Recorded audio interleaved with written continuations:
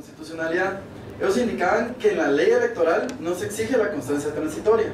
Sin embargo, el ordenamiento jurídico es uno, o sea, es único, y había una ley ordinaria, la Ley de Probidad y Responsabilidad de Funcionarios y Empleados Públicos, que exige ese requisito.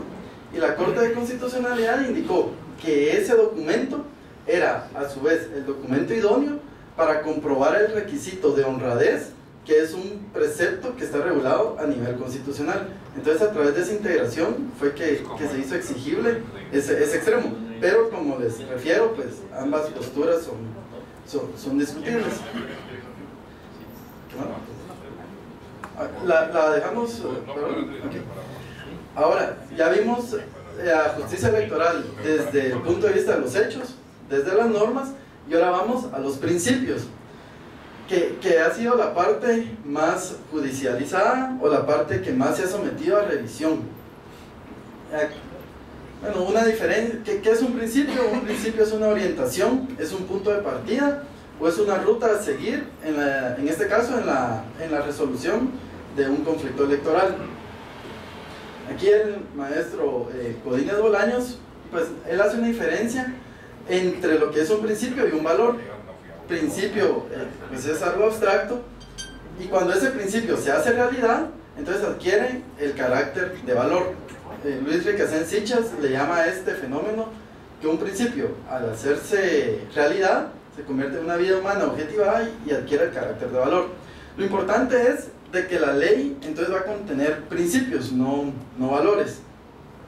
Y en el ámbito electoral, ya hemos abarcado algunos de estos. Es importante mencionar que hay principios sustantivos, hay principios procesales y principios orgánicos. Los sustantivos son los que tenemos aquí indicados, y hay varias enunciaciones que el tribunal ha utilizado a efecto de eso. Fue la reconocida equidad electoral, que de igual forma en la ley de forma expresa no se contempla, pero a través de interpretaciones e integraciones se ha justificado y se ha argumentado, e incluso en base a este principio se emitió una resolución en la cual, tendrán conocimiento, se redujo el techo electoral, el techo de gastos de campaña electoral a diversas organizaciones políticas, porque habían realizado campaña electoral anticipada. Entonces lo que se pretendía acá era que a través de esa reducción se equipararan o se hiciera justa la competencia respecto a los partidos que no habían erogado en ese sentido. Ahora, los procesales, vemos varios principios donde, bueno, realmente todos son importantes, pero ya hablamos acerca del principio de impulso de oficio. Hay un principio que esta magistratura lo ha fomentado bastante, que es el principio de sencillez, y principalmente está enfocado a la justicia electoral. Nuestra justicia electoral, contraria a lo que debería ser, es muy técnica. Existen momentos especiales para impugnar, momentos especiales para plantear una nulidad, momentos para plantear un recurso de nulidad, una revocatoria, una apelación. Es muy técnico. Entonces, anteriormente, pues si comparecía un ciudadano a plantear impugnación del voto y lo que le correspondiera a una nulidad de elecciones, venía el tribunal y lo rechazaba. Sin embargo, en apego a este principio de sencillez, la instrucción y el criterio que se manejó fue que se analizara la petición. Ya con la petición y el reclamo establecido, entonces ya el tribunal, como autoridad competente, lo adecuaba a la figura que debía ser, sin trastocar o sin modificar la petición. Pero ya el nombre, ese aspecto formal de denominar un recurso o una impugnación, ya no constituía un parámetro para rechazar y no conocer de una solicitud.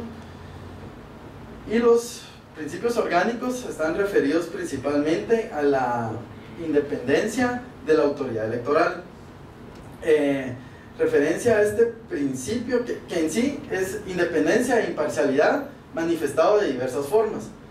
Hay aspectos positivos y negativos en la práctica, Dentro del negativo, si se podría denominar de alguna forma, pues está esa discusión respecto a que si el tribunal realmente es independiente y autónomo en sus resoluciones o realmente hay una autoridad superior que lo revisa. Y hay criterios, sin embargo, en materia electoral el tribunal es la máxima autoridad, materia electoral sustantiva. En aspectos constitucionales o procedimentales es cuando entra la Corte Suprema de Justicia y la Corte de Constitucionalidad a examinarlo. Un aspecto donde emplearon este principio fue el caso en el que un funcionario público ejercía la atribución en la vicepresidencia de la República y al mismo tiempo ejercía un cargo dentro de una organización política. Entonces aquí estaba en cuestionamiento la imparcialidad tanto de la funcionaria como del tribunal. Sin embargo, la resolución que se adoptó fue separarla del cargo público y en Cortes pues ese criterio se sostuvo. Y ahora ya fue normado pues en las reformas. Correcto. Sí, eso dentro de los avances está ese extremo. Ahora, bueno, dentro de nuestro esquema empezamos con lo de derecho constitucional, derecho electoral, la parte objetiva, y dentro de la parte objetiva ya analizamos las diversas dimensiones, es decir, desde los hechos, el principio y la norma, y ahora el contenido. Esto que les indicaré ahorita es únicamente para que ustedes lo tengan referencia y se ubiquen temporalmente, porque ahí es materia de lo que va a exponer la siguiente clase, en las siguientes clases el magistrado Aguilar.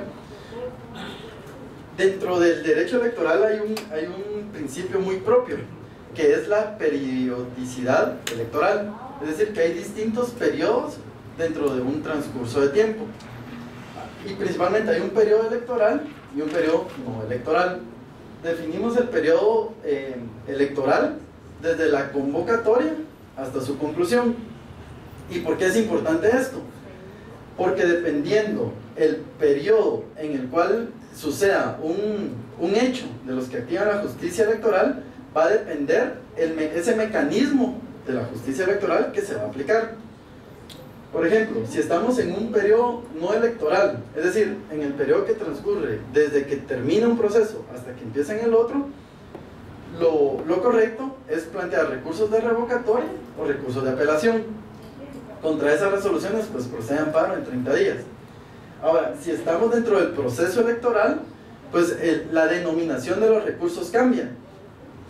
Y ahora cambió más. Antes teníamos nulidad y revisión, que realmente la nulidad la conocía el tribunal y respecto a esa nulidad procedía todavía el recurso de revisión. Y de una forma muy acertada, pues en las reformas se eliminó el recurso de revisión y ahora cualquier acto dentro del proceso electoral pues es susceptible únicamente de impugnarse a través del recurso de nulidad. Pero ¿qué sucede? Dentro del mismo proceso electoral hay otros medios de defensa u otras manifestaciones de justicia electoral que son distintos, como es la impugnación de votantes, impugnación de voto, la nulidad del voto, votación o nulidad especial. Como les digo, lo importante aquí es identificar que existe un catálogo diverso de cada medio de justicia electoral, y cada uno de estos pues va a ser desarrollado en las siguientes sesiones. Entonces, bueno, aquí lo que vemos: derecho electoral, la parte procesal, que es la justicia electoral, sus dimensiones y su contenido. Ahora, el último tema, que es bastante es relativo, es la jurisdicción electoral. La referencia que se hizo ya en esta sesión es de que jurisdicción electoral no es lo mismo que justicia electoral, no es lo mismo que el contencioso electoral, ni es lo mismo que el derecho procesal electoral. Y principalmente porque si allá nos referimos a todos los medios jurídicos mediante los cuales se va a asegurar la vigencia de los derechos sustantivos, aquí a lo que nos vamos a referir es a una potestad de dictar el derecho. Jurisdicción deriva del latín juris y dictio, que en una traducción literal, pues juris es derecho y dictio es dictar o pronunciar. Entonces, jurisdicción va a ser la facultad de dictar el derecho, la facultad de pronunciar el derecho o la facultad de establecer el derecho, pero la característica esencial es de que es respecto a un caso en concreto. Por principio general, las normas reguladas a nivel constitucional o a nivel de ley son normas generales, normas abstractas. Para tomar ese precepto general y aplicarlo a un caso en concreto, el paso necesario es que un órgano competente ejerza su jurisdicción electoral, ¿sí? Que, como hacemos aquí referencia a una definición de dos juristas nacionales, pues es esa potestad dimanante o que deriva de la soberanía del Estado, que se ejerce exclusivamente por jueces y tribunales independientes, y aquí está la clave, que es realizar el derecho en el caso concreto. Entonces, es el género de la jurisdicción electoral, es esa potestad o esa facultad que en ley se reconoce. Hay una discusión respecto al hecho de que si el Tribunal Supremo Electoral ejerce o no ejerce jurisdicción.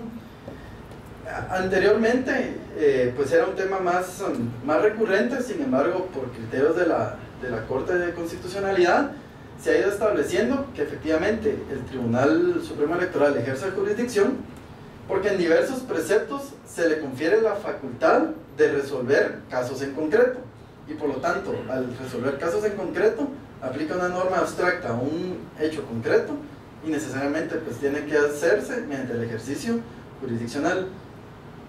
Y bueno, incluso esta última referencia, la ley electoral y de partidos políticos, que es una norma constitucional, establece que el tribunal debe de compilar su jurisprudencia, y la jurisprudencia es el conjunto de fallos que se emiten en ejercicio de su jurisdicción. Entonces no puede haber jurisprudencia si no hay jurisdicción. Entonces, en base a estas disposiciones es de que pues es posible argumentar de que existe jurisdicción.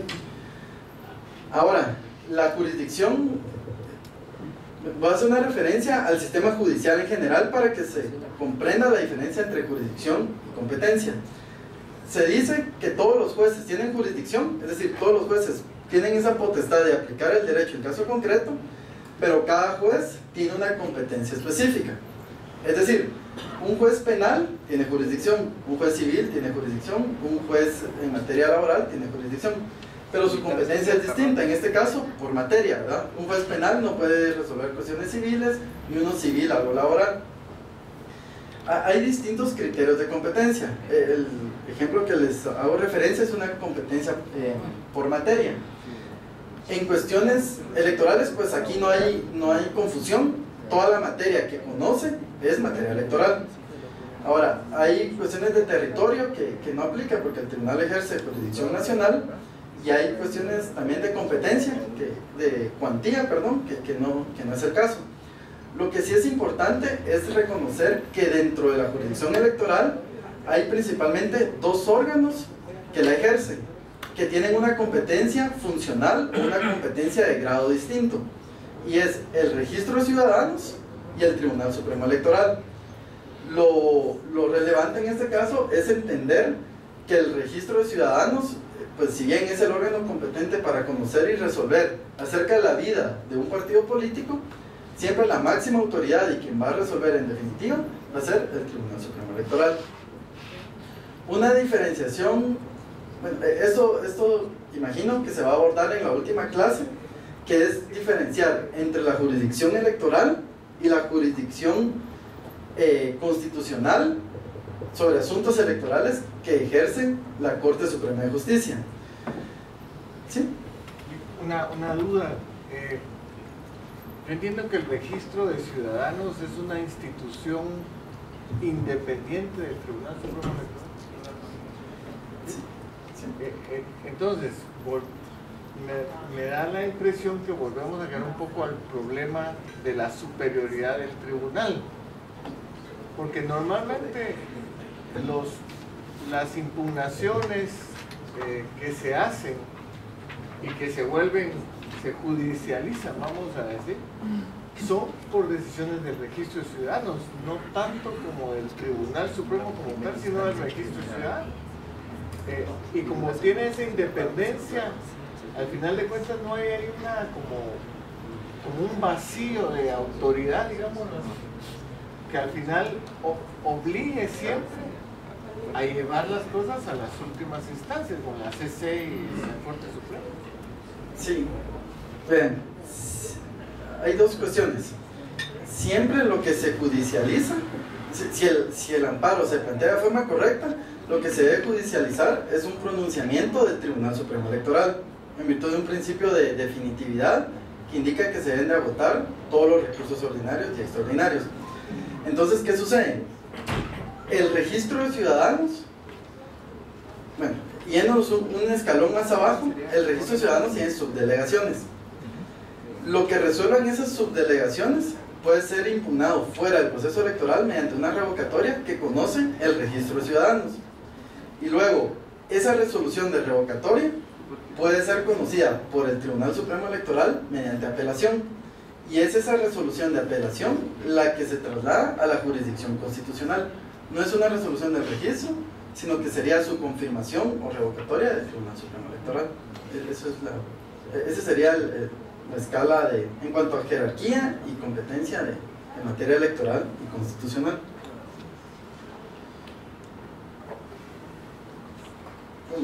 Esto ya lo abarcamos, que la justicia constitucional, la jurisdicción electoral no es lo mismo. La justicia lo vemos más como un fin, como ese mecanismo y esos procedimientos que pretenden la pureza del proceso y la garantía de los derechos fundamentales, y la jurisdicción únicamente como aquella potestad para aplicar esa justicia. Es una relación de medio a fin. Ahora, esta jurisdicción, la jurisdicción es aplicar el derecho al caso concreto, ¿sí? Pero esa aplicación, como lo han indicado, no es arbitraria, no debe ser de forma caprichosa que se aplica. Entonces, dentro de un contexto más general, se ha indicado que debe observar ciertos parámetros. Y a efecto de esta exposición, hay más criterios, ¿verdad? Pero se observa que para aplicar la jurisdicción electoral se debe de acudir a una interpretación constitucional, se debe realizar una argumentación jurídica y se debe de tutelar efectivamente la aplicación o la administración de justicia, que son los tres términos, ¿verdad? Interpretación constitucional, argumentación jurídica y tutela jurídica efectiva. Respecto a la interpretación constitucional, pues lo que nos indican los doctrinarios y en jurisprudencia es de que para aplicar una norma se debe interpretar, no hay otro camino para realizarlo. Entonces, el objeto de esa interpretación es descubrir o desentrañar el sentido, qué dice la norma, qué quiere decir la norma, entenderlo por comprensión, indica García Maínez, y aplicarlo al caso concreto. Entonces, esa labor intelectiva o esa labor racional de entender la norma y aplicarla se realiza a través de una interpretación. Interpretación e integración es distinto. La principal diferencia radica en que en la interpretación tenemos una norma. Hay una norma jurídica donde la labor del juez va a ser descubrir el significado, descubrir qué quiso decir o qué quiere decir el legislador. Pero en la integración hay un caso totalmente opuesto. No existe la norma jurídica. Pero también hay otro principio establecido en ley, que una autoridad jurisdiccional no puede abstenerse de resolver por ausencia de norma, porque dejaría indefenso en este caso a un ciudadano. Entonces lo que debe de hacer es una labor de integración. Si bien no se tiene la norma, se puede acudir a normas similares, se puede acudir a principios, como vimos, sustantivos, procesales u orgánicos, y crear una norma específica y aplicarla. Entonces, cuando el tribunal determina el sentido de una norma y la aplica, está interpretando. Cuando el tribunal debe acudir a principios, debe acudir a otras normas, lo que está haciendo es integrando y creando una norma para el caso particular, correcto, para resolver. Bueno, hay formas o tipos de interpretación. Se tienen varios escenarios, y algo muy importante, previo a hacer una referencia sumaria de cada uno, pues es de que no, al resolver, no se limita a, en esta resolución voy a aplicar tal método y me circunscribo a él, o desde tal perspectiva, sino que es una interrelación a través de los diversos métodos que se tiene para llegar a establecer el significado real de una norma. El método, hay por método, por fuente y por resultado. Respecto al método, pues está la gramatical o exegética, que depende de la norma, y lo que se hace en esta labor interpretativa es únicamente aplicar la ley, ¿verdad?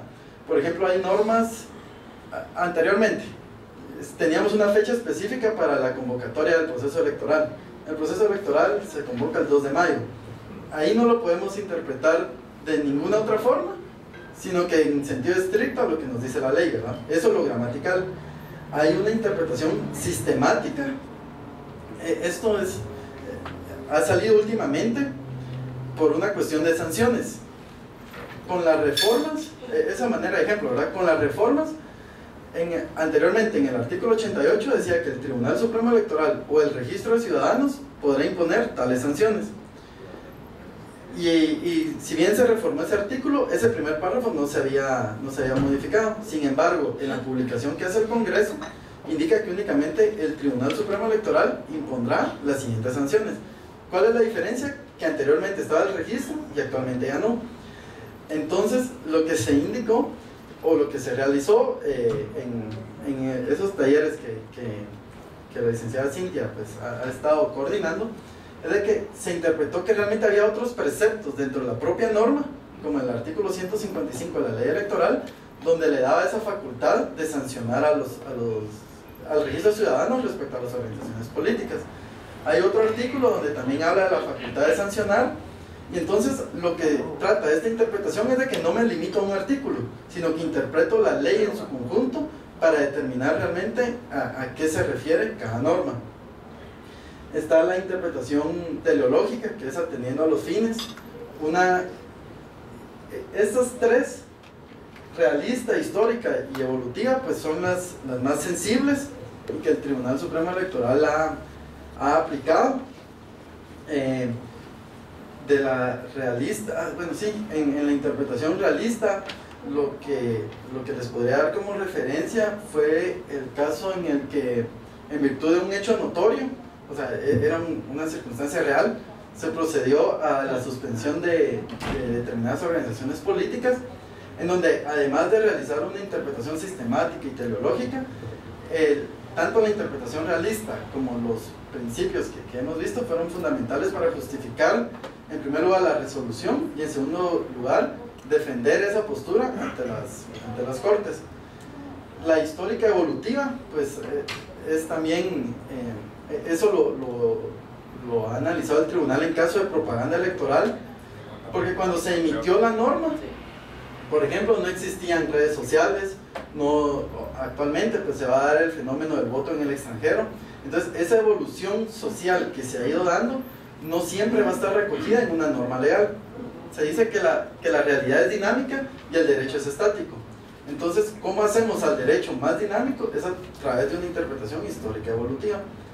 Por la fuente puede ser auténtica si está en la ley, es decir, si la extendió un legislador o un cuerpo constituyente, judicial, que es la que realizan los jueces y magistrados, y la doctrinal o científica, que pues, se define como la que realizan los doctrinarios o juristas. Y por el resultado puede ser literal, extensiva o restrictiva. Esto es más teórico que práctico, porque se establece que al interpretar una norma, si el órgano jurisdiccional llega a la conclusión que lo que está en la norma y lo que quiso decir el legislador es lo mismo, entonces nuestro resultado es concurrente. Tanto el sentido como la literalidad de la norma es el mismo. Pero hay casos en que realmente es extensivo, el resultado es extensivo. ¿Y a qué nos referimos con esto? Por ejemplo, eso no se ha plasmado en ninguna resolución y probablemente no se haga. Pero en el caso de la propaganda electoral, el legislador pudo haber establecido que propaganda es cualquier difusión, por ejemplo en otras legislaciones, que por escrito se realice de tal circunstancia.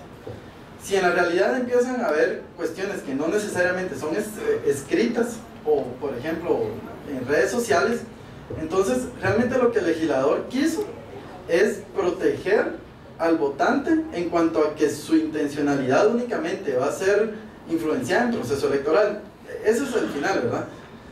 Ya que sea escrito, que sea de forma visual, auditivo o por medio de redes sociales, eso es ya un resultado derivado. Entonces, si bien la norma nos dice menos, el legislador realmente, al proteger al votante, lo que quiso fue abarcar cualquier forma mediante la cual se difunda ese mensaje político que no se realice en la época adecuada. Ahora, hay casos donde se tiene que interpretar de forma restrictiva, y por ejemplo, ese caso considero yo que en algún momento podría darse, que es respecto al proselitismo. El proselitismo, eso por supuesto no se remitió así de parte del Tribunal Supremo Electoral, pero en el Congreso, a la definición que la ley contiene de proselitismo, se amplía prácticamente o se equipara a lo que es la propaganda electoral anticipada. Entonces ahí pues en algún caso deberá hacerse algún ejercicio en verificar si eso y lo determinado en otros cuerpos normativos, pues realmente el legislador dijo más de lo que en realidad debió haber dicho o no, ¿verdad? Pero como digo, estas cuestiones del resultado de la interpretación es más teórica que realista. ¿Sí? Okay. Gracias. Lo cuestionable del planteamiento que su persona formula y que naturalmente es doctrina, pero la doctrina nos lleva a la ley, es el hecho fundamental de que la Constitución regula dos principios básicos: juridicidad y legalidad. Los órganos administrativos de cualquier entidad del Estado. Buenos días. Desde mi punto de vista me parece que el Tribunal Supremo Electoral juega un papel coloquialmente dicho de tipo gallo-gallina, ¿no? Es decir, crea normas jurídicas de orden constitucional, como bien lo mencionó el compañero, esta campaña electoral anticipada, y así se lo legitima la Corte de Constitucionalidad en la resolución que usted mencionó, pero también está sujeta a revisión de sus actuaciones por la Corte Suprema de Justicia y la propia Corte de Constitucionalidad. Entonces ni es tan supremo, pero sin embargo se le da esa facultad de creación de normas o interpretación o regulación de normas de tipo constitucional que nos parece pues contradictorio, ¿no? Pues qué bueno que la Corte de Constitucionalidad le haya dado esa facultad, pero entonces hagamos la Suprema, que sea el Tribunal Supremo Electoral que decida definitivamente de tipo electoral y que no se inmiscuya ni la Corte Suprema de Justicia ni la Corte de Constitucionalidad, aplicando entonces el término supremo, ¿no? Muchas gracias. En ese sentido, pues en las últimas reformas se procuró limitar esa interferencia que puede tener la Corte Suprema de Justicia y la Corte de Constitucionalidad. Como un primer escenario se planteó la posibilidad de que únicamente el amparo fuera en única instancia, es decir, las resoluciones del tribunal, al igual que las de presidente, vicepresidente, Corte Suprema y Congreso, las conociera únicamente la Corte de Constitucionalidad. Sin embargo, fue suprimido de la iniciativa de reforma que presentó el tribunal y no se abordó. Este problema de la supremacía del tribunal realmente se resolvería si se hace un cambio estructural en toda la jurisdicción electoral. Y se tienen ejemplos bastante claros como Costa Rica y México, donde dividen esa función administrativa de la jurisdiccional. Actualmente el Tribunal Supremo Electoral organiza elecciones, resuelve recursos, determina plazos, reúne todas las características en materia electoral. Sin embargo, en estos dos países, como modelos comparados, tenemos independiente a un instituto electoral, por ponerle un nombre, y a un tribunal electoral. Entonces, ¿qué pasa? Todas las cuestiones de sanciones, inscripciones, modificaciones de los partidos políticos los conoce el instituto, y son esos recursos, o incluso en Costa Rica el amparo, el que llega al Tribunal Supremo Electoral, que tiene el mismo nombre ya, y lo resuelve. Entonces, en esos casos el Tribunal Supremo sí adquiere esa calidad de supremacía. ¿Pero por qué? Porque hay dos órganos distintos, donde uno ve lo administrativo y el otro lo jurisdiccional. ¿Sí? Una pregunta, Alex. Yo no soy abogado, pero mi pregunta sería si realmente se le da carácter de supremacía al tribunal y que ya no se pueda ir a otra instancia, ¿no le estaríamos dando también ahí como que estuviera al mismo nivel de la Corte de Constitucionalidad? Y aquí en Guatemala eso no violentaría nuestra Constitución, porque al final, como hay derechos constitucionales, existe el órgano que tiene que vela para que esos derechos se cumplan, independientemente si el tribunal actúa desde el punto de vista de uno legal o no legal. Uno debe de tener un órgano al cual pues ir a pedir la interpretación de ese derecho al que uno constitucionalmente tiene derecho, valga la redundancia. Entonces creo que al final lo que tenemos es el peso y contrapeso que también es necesario para que una democracia se dé correctamente, porque si no podríamos incurrir algo así como lo que se dio, algo extremo, ¿verdad? Pero lo que está pasando en Venezuela, ¿verdad? Que al final ahí está todo acaparado, o está cooptado todo, y al final lo que dice una línea ocurre. Y creo yo que al final, aunque aquí en Guatemala creo yo que no se ha dado, al tener un tribunal con una supremacía total, donde ellos son la última palabra, si se involucran intereses políticos, económicos ahí, también perdería ese balance que creo que es bien importante en la democracia. Ahí, ¿qué opina usted desde el punto de vista legal? Gracias. Lo que no se puede suprimir es el control constitucional. Es decir, por principio general, dentro de un Estado constitucional de derecho, sí tiene que haber un órgano especializado que conozca y resuelva en última instancia cuestiones constitucionales. Ahora, el problema es a quién, porque siempre va a haber un último órgano, siempre va a haber una cúspide orgánica en cuanto a la resolución. Actualmente, ese problema del riesgo de concentración de funciones, de la arbitrariedad o cualquier aspecto de tergiversar las facultades, igualmente existe latente a nivel de Corte de Constitucionalidad, que quien controla a los contralores.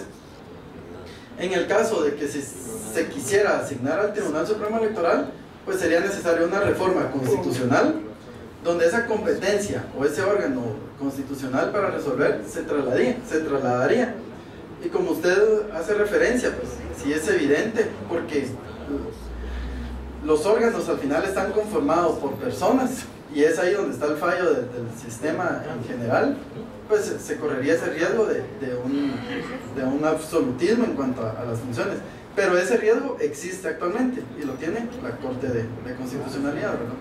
Entonces, sería viable a través de una reforma bastante profunda del sistema electoral, y en Costa Rica, que es el ejemplo que tenemos más cercano, ha funcionado muy bien, e incluso por la especialidad que tiene el Tribunal Supremo Electoral, pues nos hacía referencia que ya los propios órganos partidarios, pues ya el conocimiento que tienen respecto a los criterios del Tribunal Supremo, pues es más uniforme, ¿verdad?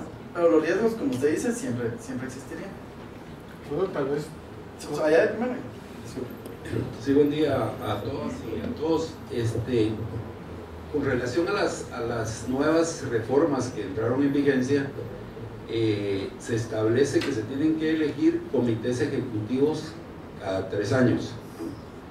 Pero con esta interpretación, en las reformas nunca se abordó el artículo 29, en el inciso B, donde dice que entre las atribuciones del Comité Ejecutivo Nacional se tiene que convocar a Asamblea Nacional cada 2 años.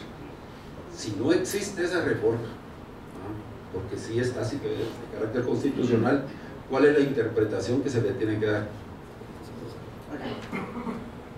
Bueno, pues ahí es un caso en concreto donde por jerarquía y por cuestión de temporalidad se debe aplicar lo que establece la reforma en ese sentido, y de ahí derivar si se deben de acoplar la celebración de las asambleas para que dé tiempo a la inscripción de los comités, pues esa sería la consecuencia derivada. En determinado caso, pues quien va a emitir un criterio en primera instancia va a ser el Departamento de Organizaciones Políticas, que incluso se le podría consultar de forma previa y en abstracto el criterio al respecto de eso, ¿verdad? Pero en una primera instancia aplíquese lo que establece la reforma electoral, ¿verdad? Eso. Correcto. Es que la contradicción al final pues es relativa, ¿verdad? Porque, ¿no? Sí. Porque al final si en algún momento, y le hablo en general, hay alguna contradicción, entonces ¿cómo la resuelvo? La resuelvo a través de los métodos de interpretación. En este caso sería sistemática. Si esta norma me dice X cosa y la otra Y, analizo jerarquía. Si son de la misma línea jerárquica, pues ese parámetro no me sirve. Hay otro criterio que es el de la especialidad. ¿Qué norma es más especial? ¿La de la reforma o la que me mencionaba usted? Podría ser otro punto. Y un tercer aspecto es la temporalidad, porque la ley del organismo judicial establece que cualquier norma posterior deroga a la anterior. Entonces, como le digo, ya sea por jerarquía, por temporalidad o especialidad, habría que determinar cómo esa contradicción deja de ser contradicción y se resuelve, ¿verdad? No es preferible una enmienda, licenciado, en ese caso, porque eso sí afecta a los partidos políticos. A todos los partidos políticos tenemos esa observación ahí, y sería más fácil hacer una enmienda. Ok, claro.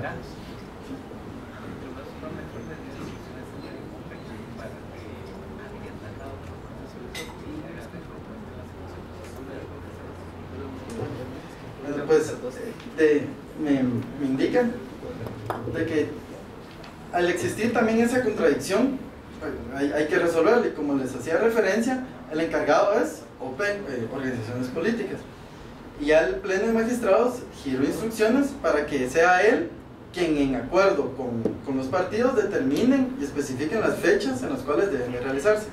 En cuanto a la enmienda, realmente es complejo si nos tenemos que referir a todo el trámite de una reforma de una ley constitucional. O sea, es bastante estricto.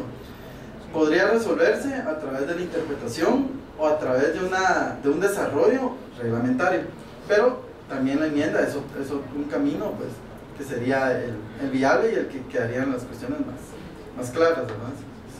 Sería la otra postura. Bueno, ahora bien, hablábamos de los métodos de interpretación, y la ley del organismo judicial pues nos da también parámetros para interpretar. Aquello es más doctrinario, esto es más legal, donde nos establece que se interpretarán conforme a su texto, a su contexto y según las disposiciones constitucionales. De igual forma, haciendo referencia a la interpretación sistemática, se indica que el conjunto de una ley sirve para ilustrar el contenido de las demás disposiciones, y también aquí tenemos, ¿verdad?, que se interpreta según la finalidad, que sería el elemento teleológico, a su historia, que es el método que indicábamos de historia, método histórico evolutivo. Aquí la analogía y los principios generales, considero que en un mismo artículo el legislador reúne la interpretación constitucional y los criterios para la integración. Sin embargo, pues lo que tenemos en ley, bajo el epígrafe de formas de interpretación, son los que están en el artículo 10 de la ley del organismo judicial. Bueno, eso ya lo hemos desarrollado, de que es, ¿por qué se inició esta sesión hablando que el derecho electoral es parte del derecho constitucional? Y dentro de las razones, pues está este tema, que es diferente interpretar la Constitución que interpretar una ley ordinaria, por ejemplo. Y el caso más drástico es el ámbito penal. Por ejemplo, yo no voy a interpretar el Código Penal, donde la legalidad es estricta y la tipicidad es el elemento rector, a una norma constitucional que es suprema, que es fundamental, o sea, aplica en varios ámbitos, y que su elemento finalista o elemento teleológico debe prevalecer sobre su elemento formal o lo que se establece en manera formalista, ¿verdad? Entonces, esta interpretación que se hace de la Constitución, considerando otros aspectos como principios, como doctrinas e instituciones, es igualmente aplicable al derecho electoral. Y estas reglas de interpretación constitucional están recogidas en un tratado de interpretación constitucional del jurista Linares Quintana, y él da algunas orientaciones de cómo debemos de aplicar todo lo que es de ámbito constitucional. Como les digo, también en este extremo sería del derecho electoral. En primer lugar, en la Constitución indicábamos de que se regulan dos cuestiones fundamentales, dos cuestiones trascendentales, que es los derechos fundamentales de los ciudadanos y la organización política. Esos derechos no están expresamente reconocidos en las demás disposiciones. Parcialmente puede estar recogido en cada una de las ramas del derecho, pero la Constitución reúne la característica que como norma suprema establece los parámetros rectores o las justificaciones últimas del Estado de Guatemala. Entonces, esa finalidad de limitar al poder público y de garantizar los derechos al ciudadano debe estar presente y debe tener preeminencia en cualquier interpretación que se haga de cualquier texto constitucional. La interpretación debe ser amplia y práctica, lo que se ha hablado. Lo interesante del derecho electoral y del derecho constitucional es de que le debería importar a cualquier ciudadano. Cualquier ciudadano pues ejerce su derecho al voto, cualquier ciudadano pues es parte de esta sociedad política, y las decisiones que tome el poder constituido pues le afectarán directamente. Entonces, cualquier disposición que se emita debe entenderse que se está expresando en un sentido general, en un sentido común. Aquí los tecnicismos, pues aunque es una tradición jurídica, pues mantenerlos, pues se ha tratado de modular a efecto de que cualquier persona, cualquier ciudadano que tenga acceso a una norma electoral o a una resolución en materia electoral, pues pueda entender su significado. También se hace referencia a que es un conjunto armónico, es decir, entre las disposiciones de la Constitución debe indicarse que es una unidad, que cada una se relaciona con las demás. La interpretación histórica y evolutiva, histórica haciendo referencia al momento de su creación, y la evolutiva haciendo referencia al momento de su aplicación, porque al final es muy difícil, bueno, es imposible, o debiera no ser lo adecuado, regular cuestiones que no existen, porque esa es la principal fuente del derecho. Si bien formalmente es la ley, pues a nivel general son los hechos. Uno regula lo que en la realidad va pasando, y como les hacía referencia, pues el derecho va como intentando alcanzar a esa realidad que día con día pues se va superando. Y bueno, que también los actos públicos, esto se consideró en lo de el finiquito que les hacía referencia, es de que el principio establece que los actos públicos se presumen constitucionales en tanto se armonicen con la Constitución. Entonces, al recibir ese finiquito razonado, esa constancia razonada, se presumía de que iba a ser revocado o mediante recurso iba a ser dejado sin efecto. Sin embargo, mientras que eso no pasara, el tribunal le tenía que dar completa validez a esa certificación de la Contraloría y proceder a su inscripción.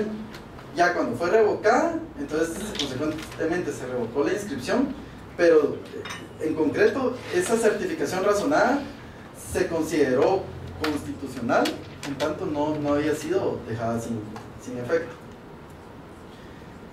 Ahora, este tema de argumentación jurídica, eso tiene la jurisdicción constitucional, vimos que es la potestad de aplicar el derecho a un caso concreto. Es importante tener referencia de la interpretación constitucional que hemos visto, donde el principal factor es de que se debe interpretar según la finalidad de la Constitución, pero también se debe de argumentar. ¿Y esto por qué? Porque al final, como también se hacía referencia, la jurisdicción no es un poder arbitrario ni un poder ilimitado que se confiere, sino que se debe de ejercer con parámetros válidos de interpretación y principalmente argumentando o exponiendo de forma objetiva por qué se toma ese criterio. Históricamente, dentro del derecho, pues anteriormente, principalmente bajo el sistema legalista del derecho, se establecía que lo que debía considerarse como derecho era lo que establecía la ley. Era lo que establecía la ley, ¿verdad? Entonces no había más derecho que el indicado en la norma jurídica. ¿En qué derivó esto? Por ejemplo, ustedes tendrán referencia del Código Napoleónico, que era extenso, que era casuístico y trataba de regular cada uno de los aspectos de la vida normal, de la vida ordinaria. Sin embargo, pues se llega a la conclusión de que no siempre la ley debe y puede abarcar todo el derecho. Y hay un hecho histórico que separó o mediante el cual se superó esa circunstancia de que el derecho es la ley. Y fue con los juicios de Nuremberg. Ahí, ¿qué sucedió? Luego de la Segunda Guerra Mundial, pues las potencias aliadas se impusieron y llegó el momento de juzgar principalmente a los elementos del régimen alemán, nazi. Y el principal argumento de ellos, de quienes estaban siendo juzgados, es de que ellos habían aplicado la ley, ellos habían ejercido lo que estaba establecido en la ley. Sin embargo, el criterio del Tribunal Internacional es de que si bien habían actuado de conformidad con esa ley no obedecía al derecho, incluso se fueron más arriba, que no obedecía al derecho natural. Esas indicaciones que normalmente informan la actuación humana. Entonces, a partir de ahí se inicia una corriente que se ha denominado neoconstitucional, donde se parte de que el derecho no solamente es la ley, sino que también hay otros aspectos como principios, como el derecho natural, que también deben de observarse a la hora de aplicar una norma jurídica. Entonces, esta diferenciación, porque antes, ¿qué sucedía? La ley me dice tal cosa y yo aplico esto. No existía la obligatoriedad de explicar por qué se hacía de esa forma, sino que era una actividad más mecánica. Sin embargo, a partir de ese momento donde el tribunal, donde la Corte Internacional argumenta por qué derecho y ley no es lo mismo y por qué debe aplicar el derecho sobre la ley, nace la necesidad de argumentar jurídicamente. Que argumentar jurídicamente es exponer razones, exponer porqués, se justifica objetivamente una posición ante cuestiones jurídicas controvertidas. Es decir, el presupuesto para que se argumente es de que debe haber una situación donde hay dos posiciones enfrentadas o una situación para dilucidar. ¿Por qué? Porque va a venir un órgano imparcial donde va a decir: yo tomo la postura A o la postura B, pero ¿por qué? Ese por qué es lo que hace referencia a la argumentación jurídica. Y bueno, la argumentación jurídica va más allá de la lógica jurídica o el silogismo jurídico, que indicaban que había una norma general, un hecho, entonces yo ya aplicaba una norma concreta, todo basado en ley. Sin embargo, a través de la argumentación pues se expone que no solo es una simple relación de leyes, sino que también exponer por qué se tomó esa posición, que como se interpreta o como debería interpretarse, es de que la argumentación jurídica constituye un límite en la jurisdicción. porque no me permite a un órgano resolver conforme a su libre albedrío, ¿verdad? Sino que debo de indicar objetivamente las razones en virtud de las cuales tomé esa posición. Ya se ha desarrollado, pues aquí vamos más por principios que por reglas, y hay se establece que si bien anteriormente lo que decía el legislador era el derecho, es decir, lo que dice la ley es el derecho, actualmente se encuentra en desarrollo la postura en la cual, a partir de la ley, pero también principios, la norma que establece el juez es lo que al final se va a considerar derecho aplicado al caso concreto. Nuestra legislación lo reconoce en el artículo 147 de la ley del organismo judicial, donde se establece que al resolver, pues los jueces y magistrados deberán exponer sus razones y sus justificaciones, principalmente haciendo valor de las pruebas rendidas y haciendo referencia a las doctrinas fundamentales de derecho y principios que sean aplicables al caso, y se analizarán las leyes en que se apoyen los razonamientos en que descansen. Es así como nuestra legislación recoge la necesidad de argumentar y de que toda resolución final pues sea fundamentada. Como les digo, la ley no queda excluida, es una parte, sin embargo también se puede hacer acopio de doctrinas y de principios. Y finalmente pues se tiene dentro de la jurisdicción abordamos lo que es la interpretación constitucional, cómo debo interpretar el derecho electoral. Hablamos de que esa forma de interpretarla yo la tengo que justificar objetivamente, ¿sí? A través de la argumentación jurídica, y como último aspecto de la sesión y de la jurisdicción electoral está la tutela jurídica efectiva. La tutela jurídica efectiva o judicial efectiva, pues lo que nos indica es de que realmente el derecho de acceder a esa administración de justicia electoral debe ser íntegra, debe ser completa y no debe ser, en sentido contrario, parcializada.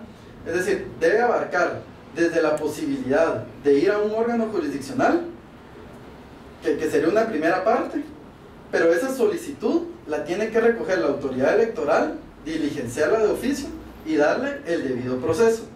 Esa sería una segunda etapa. Y luego de agotar ese proceso, pues la finalidad es que se llegue a una resolución de fondo. ¿Ya? En este momento, si no me reciben una impugnación, están atentando contra la tutela jurídica efectiva. Ahora, si me la reciben, pero no la diligencian, de igual forma se está atentando contra la tutela. Y si la reciben, la diligencian, llega a un estado que está listo para resolver, pero no se emite una resolución o se emite de forma no razonada, pues al final la administración de justicia está incompleta, ¿verdad? No tiene ese carácter integral. Ahora, ¿qué pasa? Se superan esas tres etapas y se obtiene una resolución. Si yo considero mi derecho agraviado, tengo la posibilidad de impugnarla, que es el cuarto elemento, ¿verdad? La viabilidad para recurrir a la resolución judicial o administrativa. Y luego, cuando ya está firme, pues ya tengo una declaración de que me asiste un derecho, pues entonces tengo que tener los medios idóneos para ejecutar esa resolución. Entonces, desde el inicio, si no me reciben una resolución, si no la tramitan, si no me resuelve el fondo, si no existe un medio de impugnación o si no es ejecutable lo que yo obtenga, se establece que realmente la justicia electoral no fue debidamente aplicable o se aplicó de forma parcial, de forma incompleta, ¿verdad? Entonces, estos aspectos son los que se deben de recoger para comprender que efectivamente la justicia electoral pues fue acogida en su totalidad. Entonces, esto es lo último.